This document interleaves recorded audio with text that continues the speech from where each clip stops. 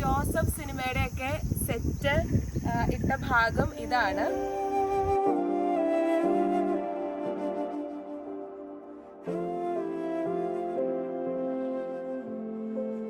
ചരിത്രപ്രധാനമുള്ളൊരു British സിമെട്രിയിലാണ് ഇപ്പൊ നമ്മൾ നിൽക്കുന്നത്. ഇവിടെ ഓരോ കല്ലറയ്ക്കും ഓരോ സവിശേഷതകളാണുള്ളത്. ഈ പള്ളിയുടെ ഒരു പ്രത്യേകത എന്ന് പറഞ്ഞിട്ടുണ്ടെങ്കിൽ ഇവിടെ 2 സെമിത്തേരി ഉണ്ട്.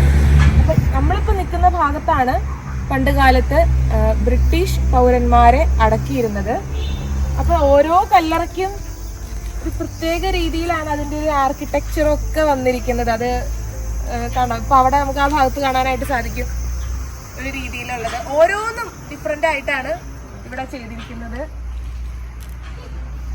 ഇവിടെ വലിയൊരു പ്രത്യേകതയുണ്ട്. നമ്മുടെ മൂന്നാറിലെ തേയിലത്തോട്ടങ്ങളൊക്കെ പിടിപ്പിച്ച JD മൺട്രോയെ അടക്കിയിരിക്കുന്നത് ഈ CSI ചർച്ചിലാണ്.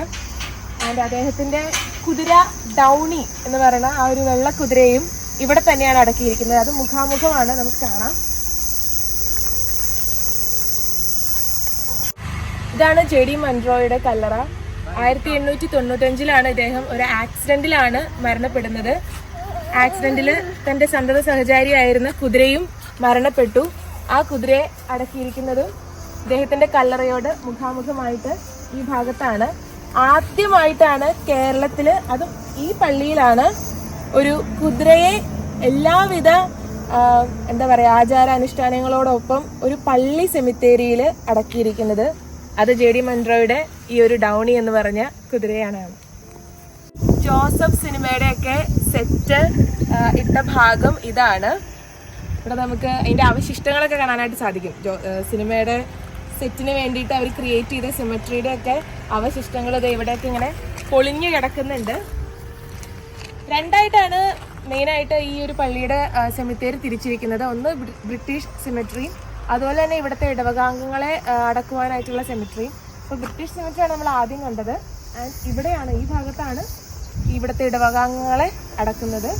പക്ഷെ എങ്കിലും എനിക്ക് തോന്നുന്നു കണ്ടോ, ഈ ഒരു സെമിട്രിയൊക്കെ നമുക്ക് ആ ഒരു ബ്രിട്ടീഷ് ഛായ ഉണ്ടെങ്കിലും ഇത് ഇവിടുത്തെ ഇടവകാംഗങ്ങൾ തന്നെ അടക്കിയിരിക്കുന്നതാണ്. PC കുരുവിള, വളഞ്ഞാട്ടിൽ കോട്ടയം. 150 വർഷങ്ങൾക്ക് മുൻപ് 800 രൂപയ്ക്കാണ് ഈ ഒരു പള്ളി നിർമ്മിച്ചത്. ഇവിടെ കാണാം ഒരുപാട് കല്ലറകൾ, മാർബിളിൽ കൊത്തിയ പേരുകളൊക്കെ എഴുതി വെച്ചിട്ടുള്ള ബ്രിട്ടീഷ് പൗരന്മാരുടെ. ഭയങ്കര പീസ്ഫുൾ ആയിട്ടുള്ള ഒരു അന്തരീക്ഷത്തിലാണ് ഈ ഒരു പള്ളിയും ഈ ഒരു സെമിത്തേരിയും നിലകൊള്ളുന്നത്. 77 വർഷങ്ങൾക്ക് മുമ്പ് തൻ്റെ 2ാം ജന്മദിനത്തിൽ മരണമടഞ്ഞ ബ്രിജറ്റ് മേരി എന്ന കൊച്ചു പെൺകുട്ടിയുടെ ഈ ഒരു കല്ലറയും അവിടുത്തെ ഒരു അത്ഭുതങ്ങളിൽ ഒന്നാണ്. 2 കൈകളും നഷ്ടപ്പെട്ട ആ കുഞ്ഞു മാലാഖയുടെ ശില്പം നമ്മളിൽ ഒരു നോവുണ്ടാക്കുന്നു. ഇനി കുട്ടിക്കാനം സന്ദർശിക്കുന്നവർ തീർച്ചയായിട്ടും സെൻറ് ജോർജ് CSI പള്ളിയും സന്ദർശിക്കേണ്ടതാണ്.